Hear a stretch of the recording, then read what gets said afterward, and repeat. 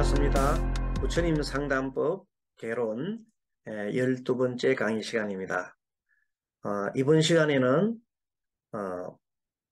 부처님이 상담의 보고를 할 수 있는 잡암경에 대해서 지난 시간에 성립에 대해서 알아봤습니다. 오늘은 구체적인 그 내용에 대해서 크게 개괄적으로 살펴보도록 하도록 하겠습니다.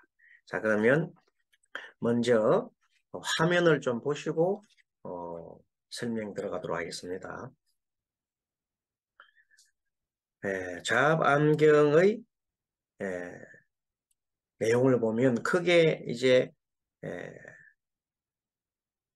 연기에 관련된 가르침이 있고, 연기에 관련 가르침이 있고, 존재에 대한 가르침이 있고, 그 다음에 자압안경의 선, 참선이나 또는 선정에 관련된 부분이 있고, 마지막으로 이 경전에서 개송만 모으는 부분이 있습니다. 그래서 개송으로서 살펴보는 방법이 있습니다. 그래서 먼저 연기에 대한 가르침, 오늘은 그 연기에 대한 가르침을 먼저 살펴보도록 합니다.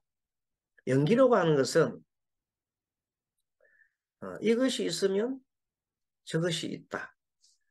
저것이 있음으로 해서 이것이 일어나고 이것이 사라지면 저 또한 사라진다. 그러니까 연기는 기본적으로 인연관계를 나타내는 겁니다.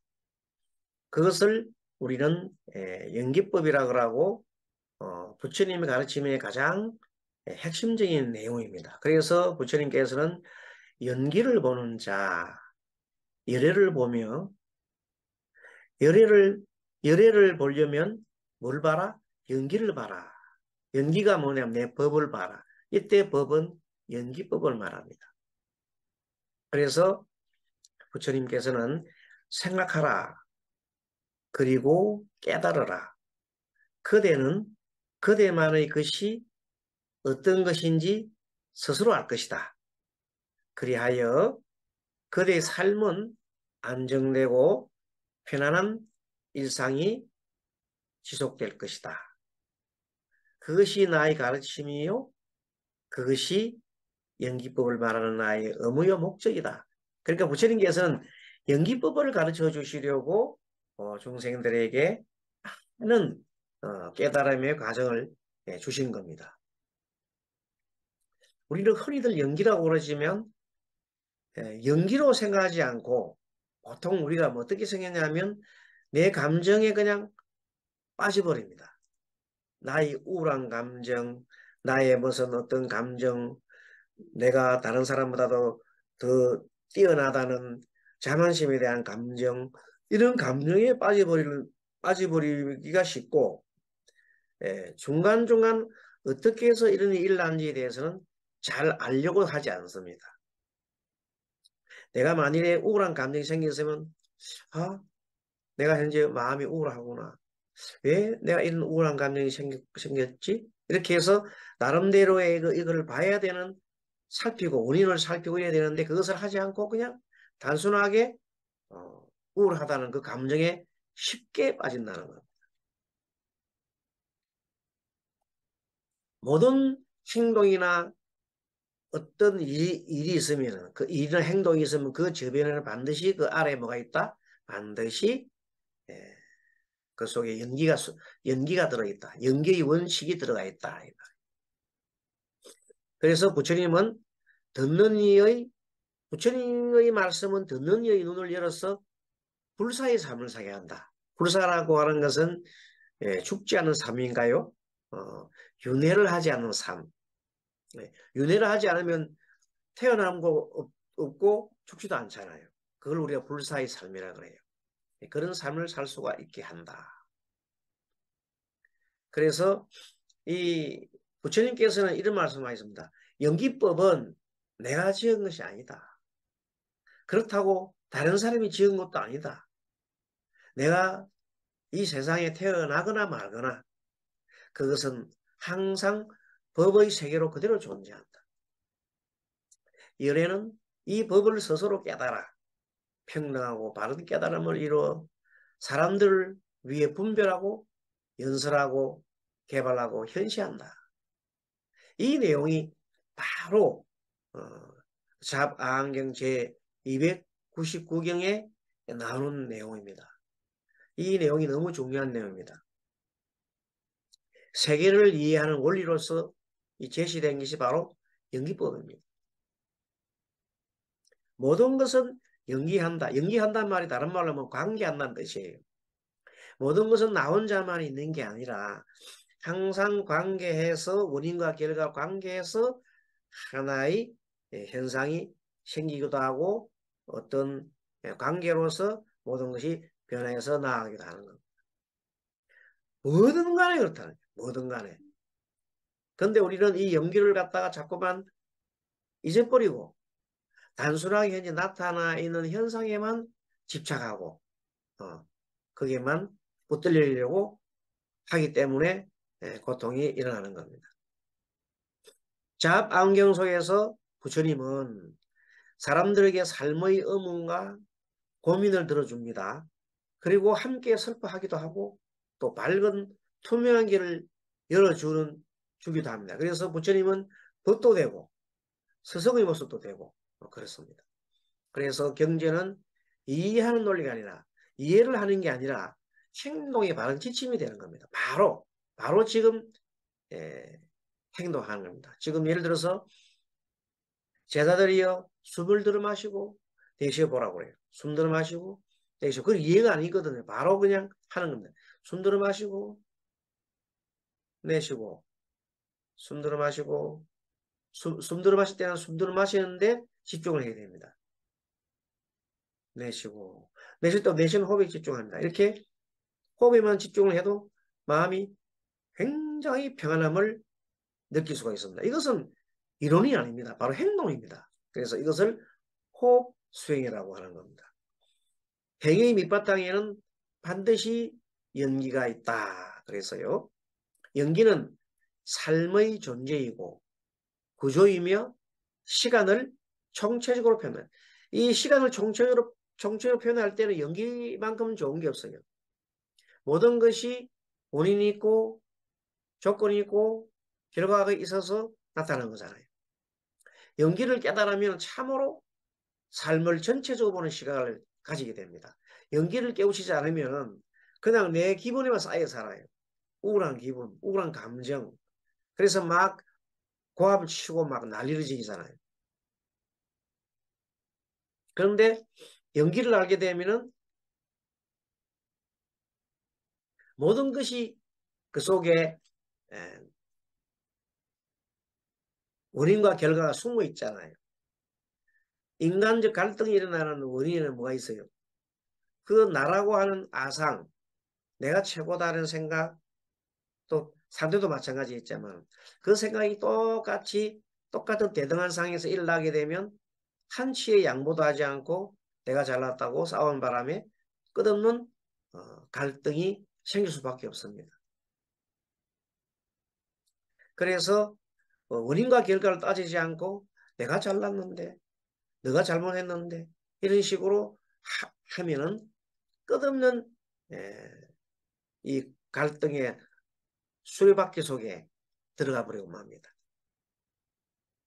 자, 그래서 불행하게 되죠. 그래서 깨달음은 논리에서뿐만 아니라 우리 생활 가운데서 나옴을 알게 되는 것입니다. 그러므로 연기를 보는 자 열애를 보고 부처를 보는 겁니다. 부처님께서는 항상 연기를 보라고 했습니다. 연기법은 삶의 비밀을 푸는 열쇠입니다. 이 세상을 잘 살아가려고 해도 연기법을 알아야 됩니다. 이 세상의 고통을 벗어나기 위해서도 연기법을 알아야 됩니다. 행복하거나 불행하거나 그 어떤 곳에 머물렀더라도 연기법을 보게 되면 마음이 항상 고요하고 평온하게 되어 있습니다. 그래서 연기법은 삶의 사실을 말하고 있기 때문에 열쇠와 같다. 그렇게 얘기한 겁니다. 이 연기법에 모든 것을 이렇게 맡기게 되면은 신의 어떻게겠든 모든 것은 신의 뜻이다 하는 데서 벗어나게 됩니다. 부처님께서 두 가지 거물에서 벗어나라니까 하나는 인간의 거물, 하나는 신의 거물이라고 했어요. 인간의 거물은 뭐냐면 인간과 관계되는 모든 집착과 가래예요. 가래를 벗어나고 또 신에도 신이라는 것이 있다. 신이라는 존재가 있다 하는 그런 어떤 그 생각, 망념 그 속에서 집착하는 것을 벗어날 때 진실로 신과 인간으로부터 자유로울 수가 있어요. 그런 사람 우리는 행복한 자라고 하고 열반에 이르는 자라고 하고 해탈에 이르는 자라고 합니다.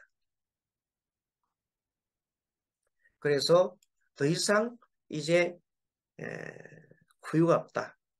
더 태어날 일이 없다고 생각하는 겁니다. 그래서 그런 사람은 우리는 뭐냐면 모든 것을 마쳤다. 그렇게 얘기하잖아요. 나는 원인을 논하고 원인에 대하여 말한다. 원인이 있고 관계가 있어 세계가 이루어지므로 원인이 있고 관계가 있어 이루어진 세계라 그런다. 모든 것은 관계해 있고 원인이 있어요. 그렇기 때문에 나 혼자만의 어떤 원인 없는 존재는 일어날 수 없다는 겁니다. 그런 상황을 우리는 무아라고 해요. 원인은 없는 것이 없기 때문에 원인이 있고 관계가 있어 세계가 소멸하므로 원인이 있고 관계가 있어 세계가 소멸한다고 해요. 이거 유명한 잡아항경 제55경에 나오는 경이죠. 이 내용이 너무너무 중요합니다. 연기법은 의사의 처방이라기보다는 약을 제조하는 생약하는 재료입니다. 재료. 연기법은 재료야 재료. 그래서 이 재료를 잘 이 재료 성분을 모르면 약을 제조할 수도 없고 이 주성분이 삶의 주성분인 이 연기법칙을 모르고는 고통을 치유할 수가 없어요. 그래서 부처님 상담법의 핵심이 바로 연기법칙이잖아요. 그 연기법칙을 가지고 만들어낸 것이 고집멸도 아닙니까? 고통이 일어나면 현재 이 삶의 현장을 살펴보니까 고통이더라. 고통이 왜 일어나냐 봤더니 고집멸도 중에 고가 사고팔고이다. 사고. 4가지 고통, 8가지 고통. 생로병사 고통이요. 사랑하는 사람과 이별하는 고통이요. 미운 사람을 만나야 하는 고통이요. 그리고 바라는 바를 얻지 못하는 고통이요. 이 생존에 가는 이 자체가 고통이라는 그 사실. 그 사실은 왜 일어나느냐 했더니 원인이 뭐예요? 변하기 때문이라는 거예요. 변하기 때문에 원인이 변한다. 무상하단 말이에요. 무상한데 나는 변하지 않으려고 해. 그것이 원인이 돼가지고 그것이 조건이 돼가지고 고통이 생기는 거야. 나는 원래 변해. 내 몸도 변하고 마음도 변하게 돼 있는데 나는 안 변한다고 안 변할 것이라고 생각을 가지고 있다고. 영원히 나는 살고 싶고 영원히 아프지도 않고 늙지도 않고 그냥 병도 들리지 않고 싶다는 거예요. 하지만 그럴 수 없잖아요. 또 사랑하는 사람과 이별 안 할 수가 없잖아요. 반드시 사랑하는 사람과 반드시 이별하게 돼 있습니다. 반드시 또 반드시 죽게 돼 있다고요. 그러니 그 반드시 돼 있는데 불구하고 우리는 반드시 안 되는 걸로 생각하고 그런 가정을 해갖고 살면서 굉장한 고통을 느끼잖아요. 그러니까 모든 것은 원인이 있고 결과가 있는데 그것이 그 원인 중에서 가장 큰 원인이 무상의 원인이더라. 또 관계에서 있는 원인이더라. 무상과 뭐가 가장 큰 원인이 되잖아요. 원인이 되고 조건이 되고 그거로 인해서 바로 우리 고통도 일어나고 여러 가지 또 때에 따라서는 그거를 해결할 기미도 보인다. 모든 것이 무상하니까.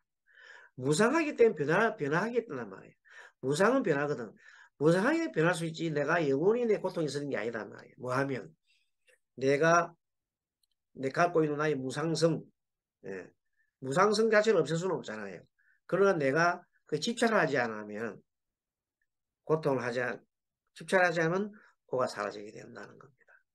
자, 이런 원리를 가지고 계속 나아가서 보면 잡안경 개설에 보면 연기에 관한 내용이 많이 나와요. 그중에 대표적인 경제는 10개를 뽑았는데 10개를 봤더니 1번 연기의 원칙 좀 전에 읽어봤죠. 999경 연기의 법칙입니다. 그 다음에 2번 연기법의 내용이 298경 내용이 대동소이합니다. 여기서 있으므로 저것이 있고 저것이 있으면 사라지면 이것이 사라지고 이것이 사라짐으로써 저것도 다시 사라진다 하는 내용들.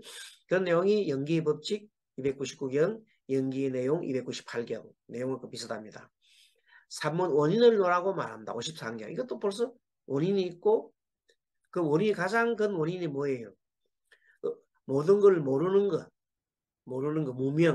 무명 때문에 나오죠. 무명 때문에 또 무명이 행을 낳고 행이 또 식을 낳고 식이 뭘 놓고 해가 쭉 나가잖아요. 그 모든 것들이 알고 보면은 내가 모르는 바 때문에 나오더라. 진리에 무지한 거죠. 그것을 보고 우리는 무명업식이더라. 원인을 논하고 말한다 53경이 나오고 연기의 바른 이해 290. 다 연기에 관련된 현상은 더덥다 무상경이죠. 무상함. 5가지 감각의 깨달음. 이것도 5가지 감각이 전부 다 무상성을 얘기하는 겁니다. 무상무화. 현실 속의 열반 마찬가지입니다.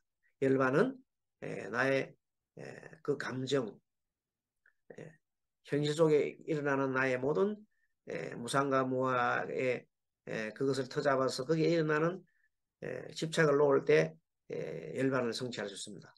관계의 싹틈. 탐욕은 결박의 법이다만 마찬가지 그렇죠. 탐욕은 결박이다. 결박. 탐욕에 내가 딱 탐욕이라는 것에 내가 딱 붙들리는 거잖아요. 집착하잖아요. 본다, 있다, 의식한다. 여기서부터 존재가 일어나는 것을 얘기합니다. 존재가 있다는 것은 보는 것이고 그렇기 때문에 있고 그래 의식한다는 내용입니다. 465경에 나오는데 이 경에 대해서는 존재의 경에서 다시 한번 설명할 수가 있습니다. 아무튼 잡안경에는 여러 가지 경 중에서도 연기에 관련된 경들이 많이 나옵니다. 그 중에 10개의 경이 가장 핵심적인 경들입니다. 자, 고통의 시작은 어디인가? 298경에 나옵니다. 누명에서 고통이 시작된다 그랬어요. 자, 시작은 과거를 알 수 없는 것, 미래를 알 수 없는 것, 내면을 알 수 없는 것, 밖을 알 수 없는 것, 내면과 밖을 알 수 없는 것, 업을 알 수 없는 것, 업보를 알 수 없는 것, 깨달음을 알 수 없는 것. 계속 나가죠. 법을 알 수 없는 것, 깨달음을 섭취하는 길을 알 수 없는 것, 원인을 알 수 없는 것, 선과 악을 알 수 없는 것, 또 유죄와 무죄, 습관과 비습관, 열쇠와 상성, 오염과 청정, 연기와 분별 따위를 알 수 없는 것. 그리고 사물에 대한 인식을 할 때 여실한 깨달음을 알 수 없는 것. 그것들을 알 수 없고 볼 수 없으며 감격 없는 평등이 없어 어리석은 긴 어둠을 무명으로 한다. 한마디로 무명은 알지 못하는 겁니다. 한마디로 이 모든 걸 과거로부터 아는 게 없죠. 사실 여기도 확실하게 아는 게 없어요. 우리는 안다고 할 뿐이지 이 내용들 다 모르잖아요. 그래서 이것을 긴 어둠이라고 하고 무명이라고 했어요. 무명은 다른 말로 뭐냐면 밟지 못함이요. 뭐에 밟지 못합니까? 한마디로 진리에 밟지 못한다는 거예요. 우리 말로서는 뭐 관계의 법칙, 무상의 법칙 이리 하긴 하지만 그 내용민적 우리는 확연하게 우리가 깨뜨려서 알 수는 없는 거예요. 확연하게 깨뜨려서 알았다면 바로 우리는 열반을 정득한 성자가 되겠죠. 부처님이 인생의 문제를 해결한 관점은 41경에 나와 있어요. 부처님이 인생의 문제를 해결한 관점은 언제나 자기 자신의 내대성, 바깥을 바라보는 게 아니라 자기 내면을 들어본다. 육체의 활동을 깊숙하고도 세심하게 관찰하는 것으로 언제나 육체 해결의 실마리를 찾아갔던 것입니다. 자, 그러면 연기의 법칙을 또 이렇게 조금 설명해 놨네요. 연기의 법칙은 말하건대 이것이 있으므로 저것이 있다. 이것이 일어나므로 저것도 일어난다. 무명과 관계된 행위에서 큰 괴로움이 쌓인다. 그렇죠? 무명이 소멸하면 무명에 관계된 행위도 소멸한다. 그리하여 큰 괴로움에 쌓임도 소멸한다. 이 소멸하는 경은 결국은 열반으로 가는 길이다. 299경 나는 원인을 말하고 원인을 논한다. 부처님께서 말씀하시죠. 현상은 더럽다. 무상하다. 그래서 범다 있다. 의식한다로 얘기를 했습니다. 자, 그러면은 만일 우리가 바라는 마음이 있는가 없는가에 따라가서 바라는 마음이 있을 때는 바라는 마음이 성취가 안 되면 굉장히 답답합니다.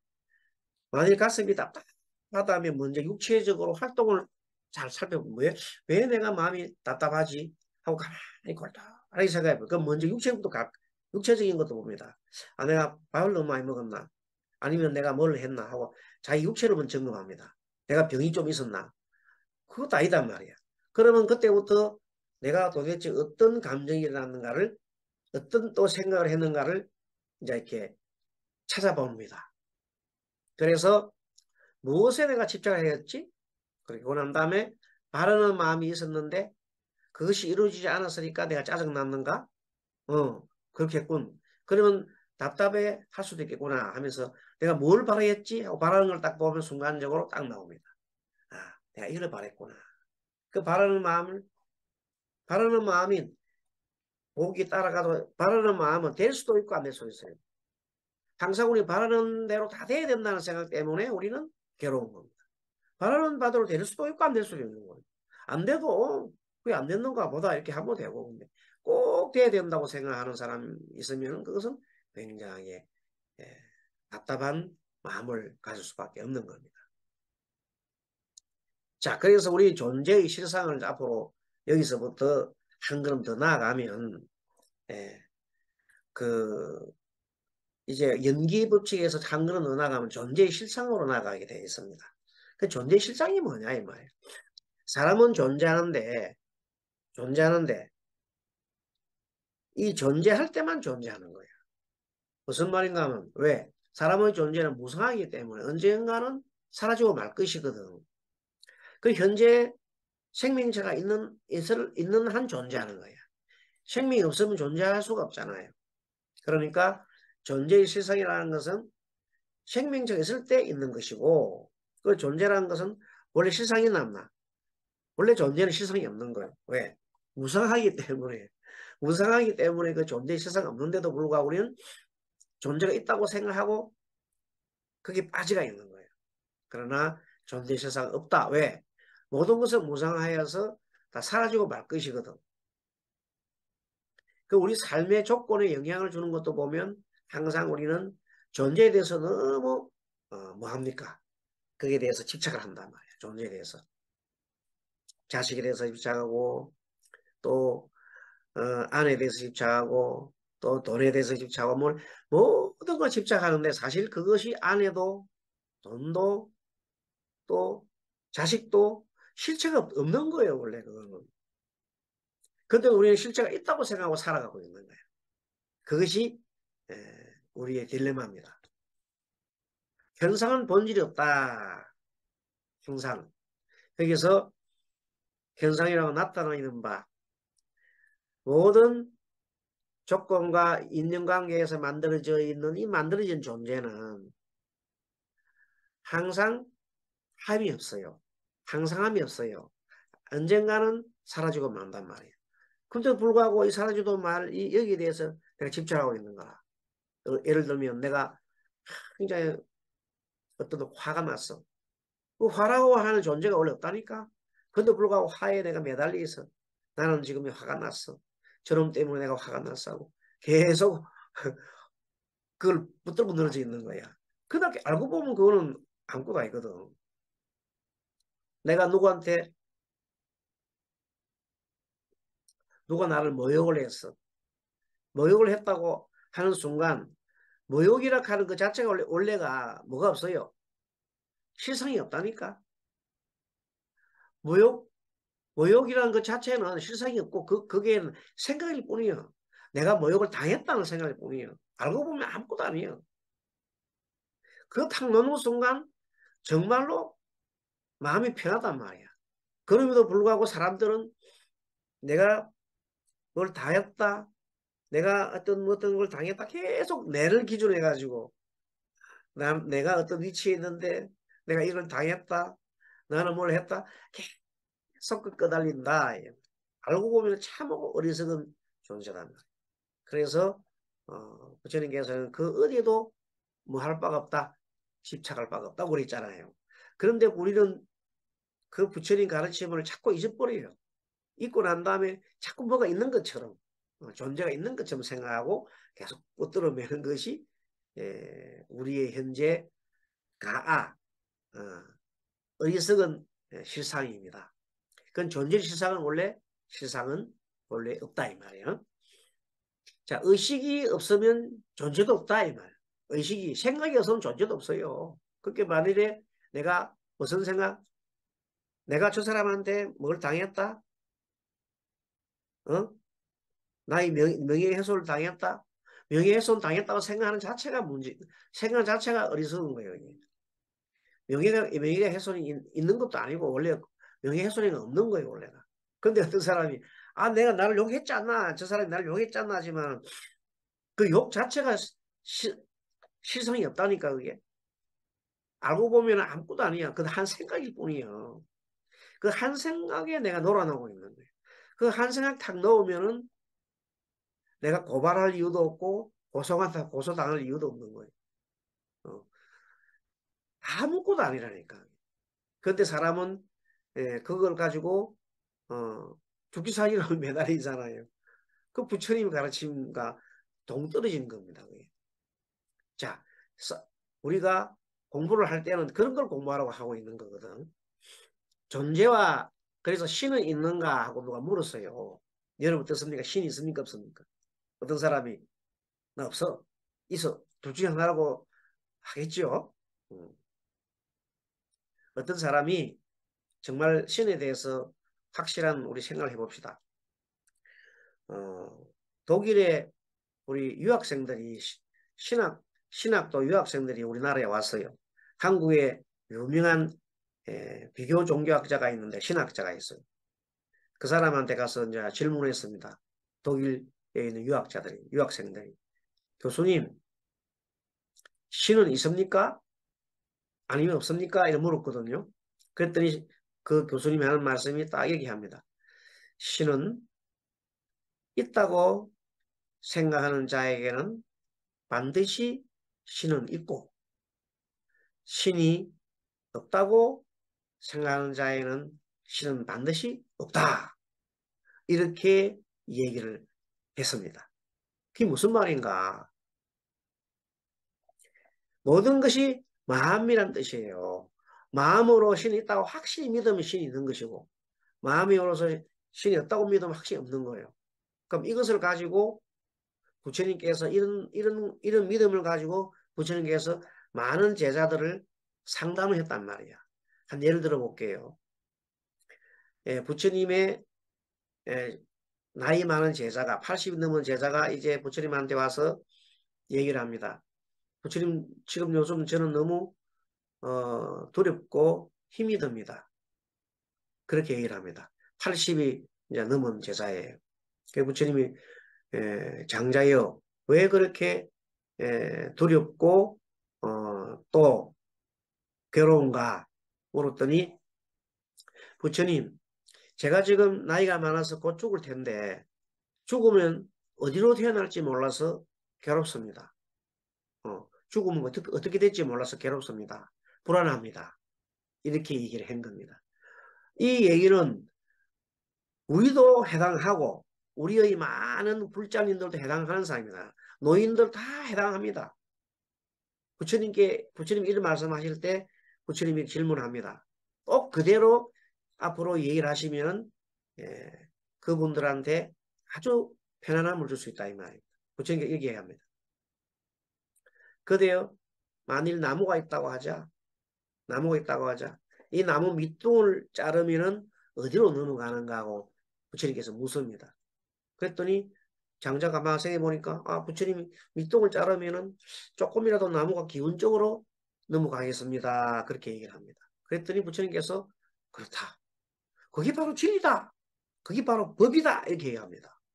조금이라도 기운 쪽으로 넘어간다는 겁니다. 이와 같이 평상시에 내가 부처님을 공경하고 삼보에 의지하고 삼보를 공경하고 부처님을 의지하고 부처님 법을 따르고 부처님 거룩한 제자의 공양을 올리고 평상시 착한 일을 하게 된다면은 마치 나무가 이렇게 기울어서 그쪽으로 가듯이 그대는 가만히 놔둬도 천상으로 갈 수밖에 없지 않느냐.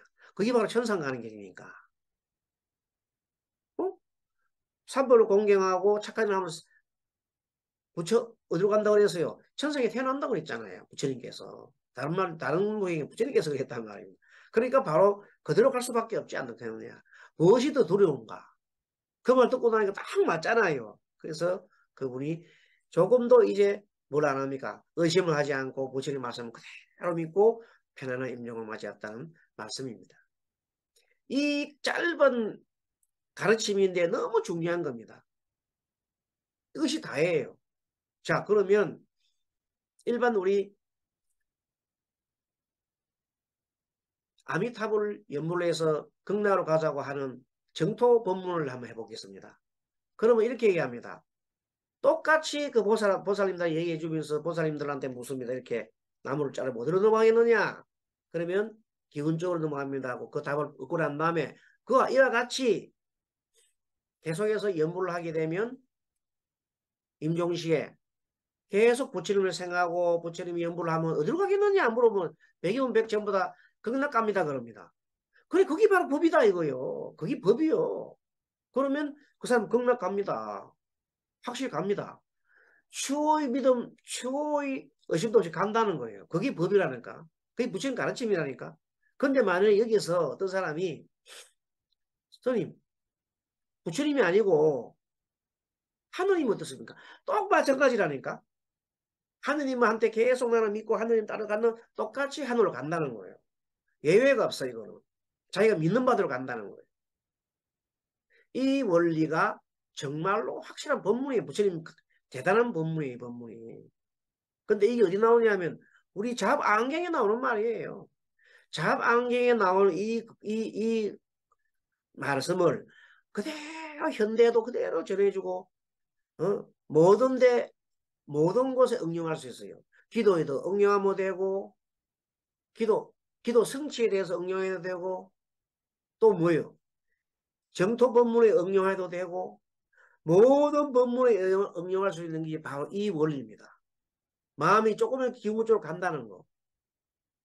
그래서 우리는 단지 작은 이런 경전 내려가지고 암경이 그 섣불리 보고 그래 하면 안 됩니다.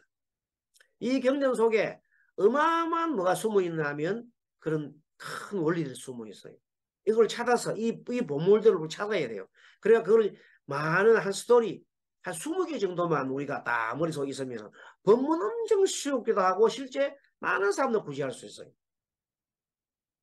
뭐 많은 게 물론 뭐 그 많은 법문 다 외워도 좋겠지만 대표적인 법문 한 20가지 어디서 나오는 거 잡앙에서 나오는 거 좀 전에 요거 나무를 밑동을 잘라서 어디로 넘어가느냐 이 말씀 정말로 한번 해보십시오. 이거는 정말로 제가 그동안에 이 법문을 해봤는데 너무너무 잘 맞고 많은 사람들이 그대로 수긍하고 많은 분들이 기도 성취도 시키고 마음을 평안하게 만들고 모든 면에서 완전 그걸 얻은 좋은 법문입니다. 자, 이렇게 했고 신이 있는가 없는가는 여기서 일체유심조는 아까 말한 대로 모든 것은 마음 문제인데 그냥 일체유심조 마음 문제를 했을 때는 여러분의 마음이 와닿지 않잖아요. 근데 조금처럼 부처님의 이런 나무 밑동 법문을 하면 남은 밑동 법문을 하면 여러분들이 확인한 여러분 스스로가 믿음이 생긴다니까. 그전에는 뭐 일치유신조 하는 말하고는 너무 동떨어지는 말인 것 같지만 안 그렇습니다. 이것이 남은 밑동 자르면 어디로 넘어가자 이 말이에요. 어디로 이 가장 큰 법문이에요. 자, 그 다음에 존재와 욕망 똑같은 내용들입니다. 내가 만일에 탐심을 가지고 있으면 내가 평소에 탐심을 가지고 있으면 어디로 가요? 당연히 그거는 지옥이나 축생이나 육도윤회 떨어지는 게 다시 합니다.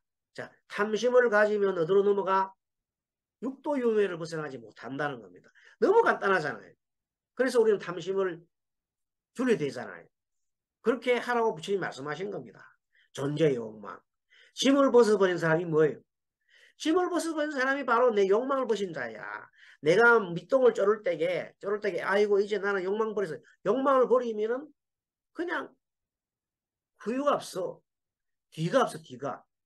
미래가 다시 태어날 일이 없다 이 말이야. 이것을 보고 우리는 뭐냐면 열반이라고 그래요. 열반.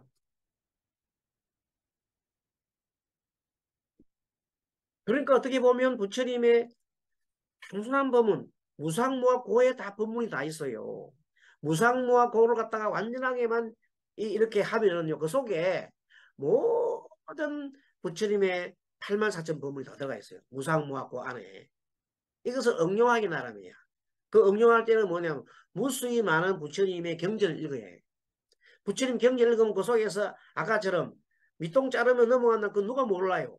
하지만 그 내용 따라가지고 부처님이 슬프된 그 내용을 확실히 알고 내가 그걸 갖다가 정독을 해서 많은 분들한테 법문을 했을 때 나도 그것을 확실히 알고 나도 그 법문에 나가 완전히 빠지게 되는 거예요.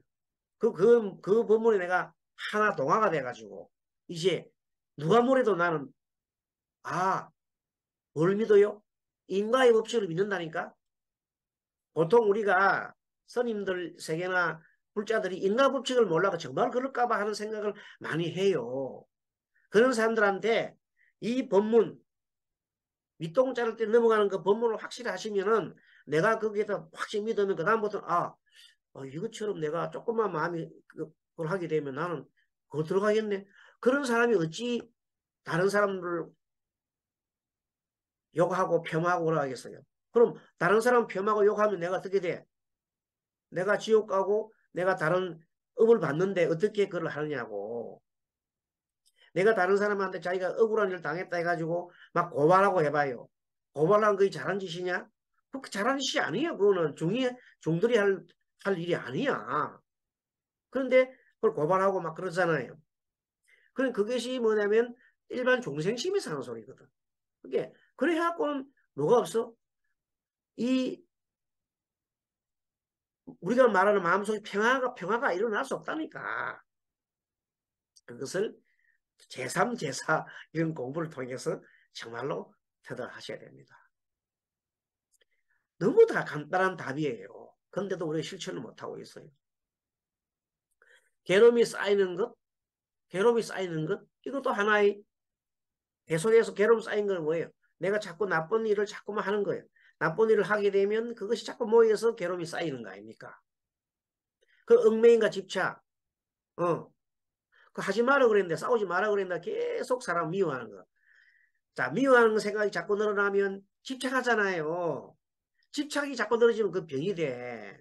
그러면 또 다른 인연을 쌓아. 그런 거 하지 말아야지, 이제. 근데 참 잘 안 돼. 네, 우리가 중생섭을 벗어나지 못해서 그래. 존재의 해탈, 마찬가지입니다. 그래서 멸에 이르는 길은 우리가 말하는 팔정도의 멸에 이르는 길이거든. 멸에 이르는 길은 팔정도인데 가장 중요한 게 맨 처음에 정견이 가장 먼저 나와요. 정견. 바른 견해라. 그래서 왜 팔정도가 왜 정견이 제일 많이 나오냐. 가장 중요하니까 맨 처음 나온단 말이에요. 그래서 정견을 가지고 바른 견해잖아. 그럼 이 정견이 뭐냐는 알아야 돼. 좀 전에 배웠던 우리가 봤던 뭐예요? 정견은 아까지 밑동 자르면 어디로 넘어가? 기운 쪽으로 넘어간다는 그게 정견이야. 그게 그게 뭐예요? 한마디로 말이고 인과응보잖아요. 원인이 있으면 결과가 나타나잖아요. 인연법이잖아요. 그 이상 법이 없어. 그래서 그걸 확실하게 믿으면은 이제 자 삼법인이라는 것도 뭐냐면 이 세상이 무상하기 때문에 무상하기 때문에 사람이 고통을 느끼는 거야. 무상 안 하고 영원히 살 것 같으면 무슨 고통을 느끼겠어.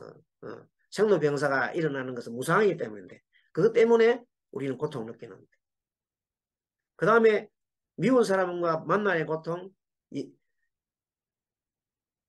또 사랑하는 사람과 헤어지는 고통, 그런 고통도 무상하잖아요. 무상. 모두 영원하지 않기 때문에 일어나잖아요.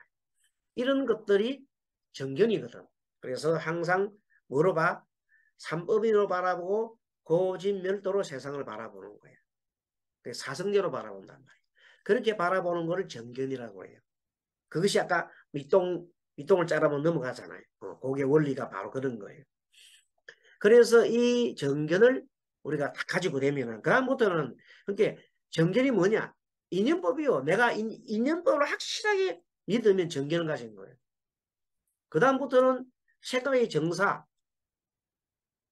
생각을 바르게 하게 돼 있어. 생각이 바르게 하는 것이 머릿속으로 죄를 안 짓는 거잖아요. 그것이 의업,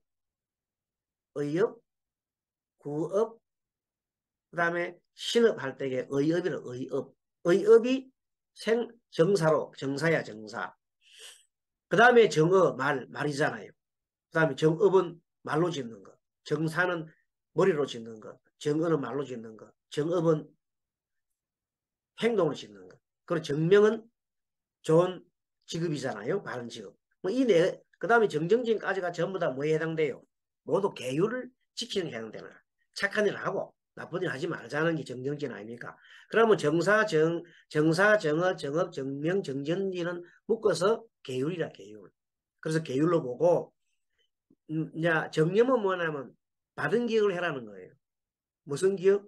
바른 기억. 어떻게? 앞에 있는 바른 견해에서 했던 그 정견을 그대로 기억해서 잊지 말라는 거예요. 삼법인과 사성제와 연기법을 잊지 말라는 거예요. 그리고 바른 알아차림, 내가 하는 행동과 신고의 삼업에서 몸과 말과 행동의 신고의 삼업에서 내가 하는지 뭘 하는지 바르게 내가 하는지 아닌지를 바른 일을 하는지 안 하는지를 알아차리게 말하는 거예요. 그게 바로 정념이야. 바른 기억과 바른 알아차림. 그것을 끊임없이 여기에서 삼매 될 정도로 집중돼서 삼매 정도 될 정도로 하는 것이 정정이라. 이 정도 되고 나면 오매불망 나는 바른 기억을 하고 바른 알아차림을 하고 꿈속에조차도 내가 바른 길로 가잖아요. 그러면 그 사람을 보고 우리는 뭐예요? 어, 깨달은 자다 그러잖아요.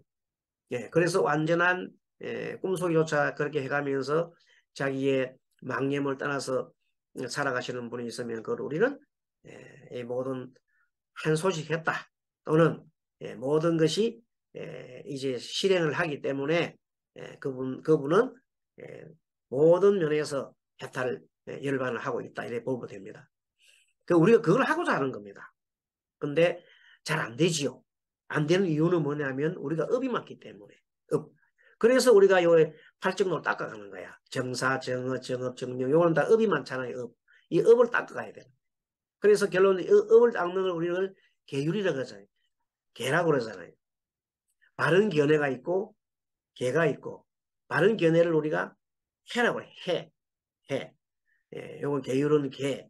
그리고 정념은 정정은 정의자. 그래서 계정의 삼합을 닦아야 된다. 이런 뜻입니다. 자, 그래서 결론적으로 또 다른 것이 계정의 사막이구나 하는 걸, 계정의 사막을 풀어난 것이 팔정도고, 팔정도를 원인과 결과로 나눠난 게 사성제예요. 사성제 앞에 있는 고집은 우리 중생노름, 중생은 고통스러운데 중생노름을 하는 이유는 뭐야? 바로 중생들이 습 때문에 집착하기 때문에 앞에 고집은 중생 노름을 하는 거예요. 중생 노름에서 이제 부처 노릇을 해야지. 부처로 가야 되지. 그것이 멸도야. 멸은 하게 되면 이제 그 번뇌망상을 벗어나는 길이잖아요. 그래서 이렇게 자, 멸도도 원인과 결과가 되고 예, 앞에 있는 또 고와 집도 원인과 결과라. 앞에 원인과 결과는 중생들이 하는 짓이고 뒤에 하는 것은 깨달은 자가 하는 짓이란 말이에요. 아무튼 이렇게 해서 우리가 앞으로 계속해서 이제 존재의 오늘 인연법에 대해서 공부해서 그 다음에 존재 실상에 대해서 조금 더 공부를 해나가겠습니다. 이렇게 해서 자압 안경을 크게 앞에 말하는 연기 법칙에 대해서 공부를 했고 이제 다음에는 존재에 대해서 공부를 할 겁니다. 그리고 이제 세 번째는 이 모든 것을 이제 그 가지고 이 시와 관련된 내용들 존재 실상이나 이런 내용을 시에서 관련된 개성에 관련된 내용들 그리고 참아까지 중간에 세 번째는 아까 공부하다 말은 그 참선 아까 자세히 얘기했죠. 고집 멸도 멸이 이르는 길 정견 정서 정사 정어 정업 정명 정중에서 정명과 정정을 딱 따로 떼가지고 그것을 우리가 선정이라 할 때 선이라고 쓰는 겁니다. 그 부분은 너무나 중요하기 때문에 다시 또 한번 반복해야 되겠죠. 그래서 이 네 파트 첫째 뭐라고 했어요? 그 연기에 대한 파트. 두 번째는 존재에 대한 파트. 세 번째는 아까 얘기한 대로 이 선에 이르는 길, 정에 이르는 길입니다. 선정에 이르는 길 하고 마지막 네 번째는 이 모두를 묶어서 개성으로 나타내는 거란 말이에요. 이렇게 하면 우리 1362경 잡앙의 1362경 중에 다는 몰라도 대표적인 경전을 알면서 그 경의 뜻을 확실히 알고 그것을 우리가 막 이용할 줄 알아야 되거든. 이제 마음대로 내 마음대로 이용하면 된다면 그것만 해도 우리의 법문도 풍족해지고 그리고 많은 사람들 교화하는 데도 도움이 될 겁니다. 그래서 같이 함께 이것은 뭐 내가 잘났다고 하는 게 아니라 함께 공부하면서 나도 깨우치고 우리 정도 큰 스님들도 깨우치고 함께 깨우치 가자 하는 겁니다. 이 우리 공부는 어떤 분들이 잘 몰라가지고 이거 공부하는 사람만 하는 건가 이런 생각 그게 아닙니다. 누구나 해야 되는 겁니다. 우리 정도는 다 해야 됩니다. 왜? 이 정도들 이걸 해서 스스로가 깨우치고 부처님 가르침을 해서 많은 사람들을 제도하자 하는데 물론 이거 다 아시는 건 안 해도 돼요. 이거 뭐 이 정도 확실히 아는 사람 안 해야 되는데 과연 그걸 다 아는 사람이 몇 명이 될까요? 가슴에 손 얹고 생각해서 내가 이걸 다 아는지. 예. 다 우리가 안 봐더라도 아는 것이 모르는 거예요. 예. 함께 공부를 하면 겸손해야 돼요. 공부는. 겸손하고 저도 한없이 이 공부를 하면서 겸손해지려고 합니다. 함께 공부를 하고 내가 무슨 뭘 큰 높은 경전을 공부를 했다 그게 중요한 게 아니라 내가 실천을 할 수 있어야 됩니다. 오늘은 이만 이렇게 이 정도로 또 오늘 공부를 마감하고 다음 시간에는 잡안경의 존재에 대해서 존재 부분에 대해서 공부를 하도록 하겠습니다. 여러분 수고하셨습니다. 다음 시간에 뵙도록 하겠습니다. 감사합니다. 동승불합시다.